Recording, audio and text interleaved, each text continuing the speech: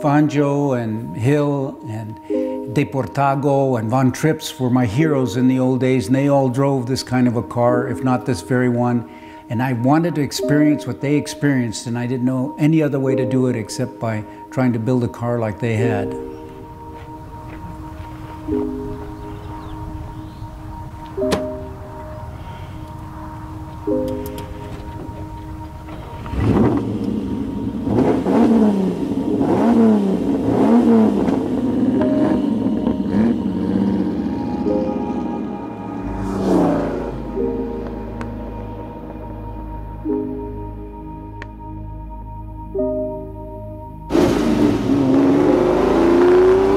Since I've seen cars, the 1959 Testarossa was my absolute favorite car.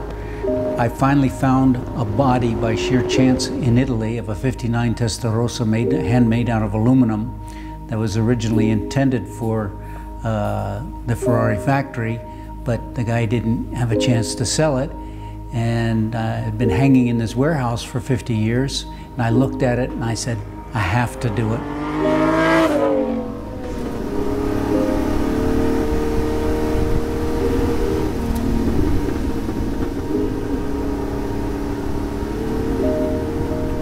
I kept going and finding all the Ferrari parts I possibly could that were close to the original. It's impossible to get the original parts because there are only 5 of them and they're worth 35 million each, and nobody wants to sell a transmission or a carburetor.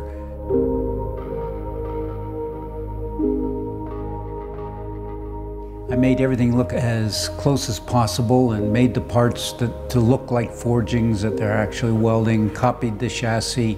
I found the right taillights, the Carello taillights. Even the headlight rims are identical to the photographs.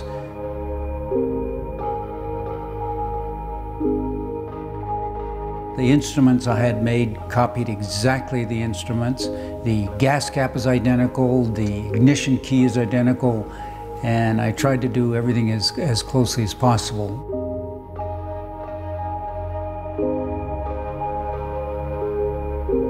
There are some things that are different from the original. It was impossible to find a good 3-liter motor, so I used a 4.4 365 motor and modified all of the aesthetics to make it look exactly like a 250. And it has 4.4 liters, so it's quite a bit more powerful and a lot of fun to drive.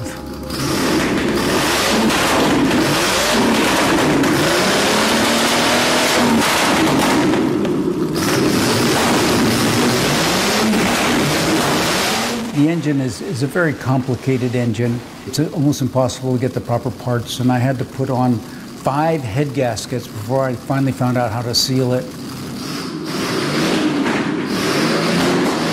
I worked in Italy for 13 years. I love creating and building and designing. So one night I had a lot to drink with a friend of mine who was an auto designer named Tom Ciarda, and we decided that we could do better than Ferrari, and so we decided to build a car.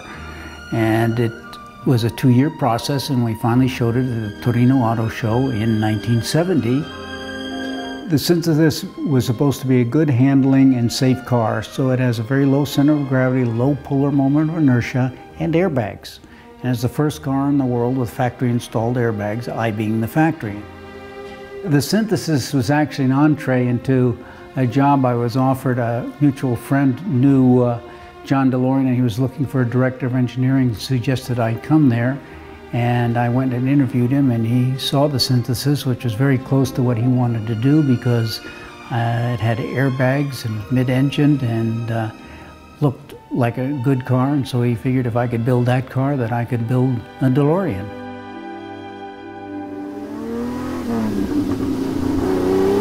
Yeah, I drive it as much as I can. I drive it down to the local coffee shop. Usually once or twice a week, and that's always fun because people don't know what it is, and a lot of people stop and look, and amazing how many people take pictures of it.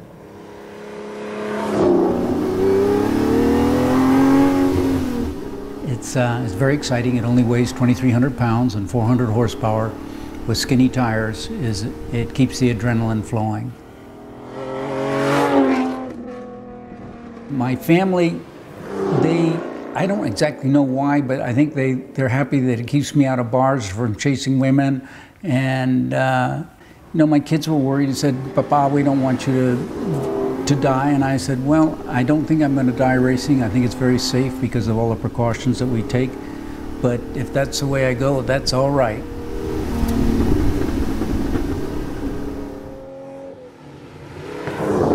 These cars are very hard to drive. There's no anti-skid, launch control, electronic, anything. It's pure seat of the pants.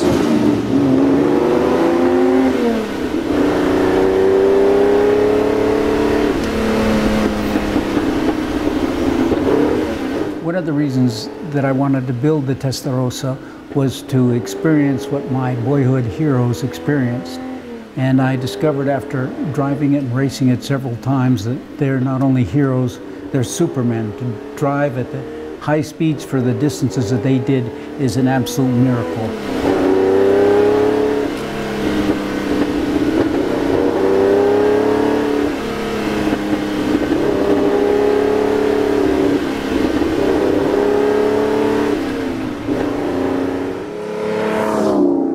Some people say, yeah, it's not a real Ferrari, it's a fake.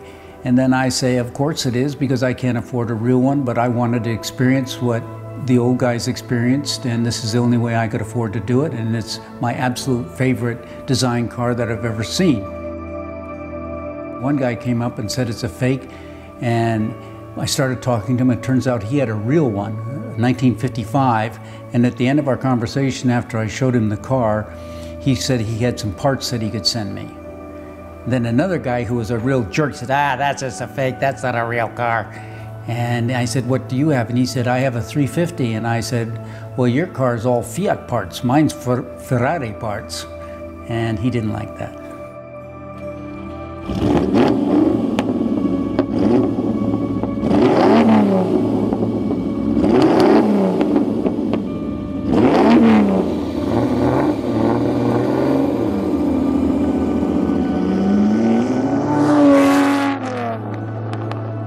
In summary, it's the most fun and most rewarding project that I've ever worked on. If somebody offered me a real one in exchange for it, I don't think I'd take it because this is what I want.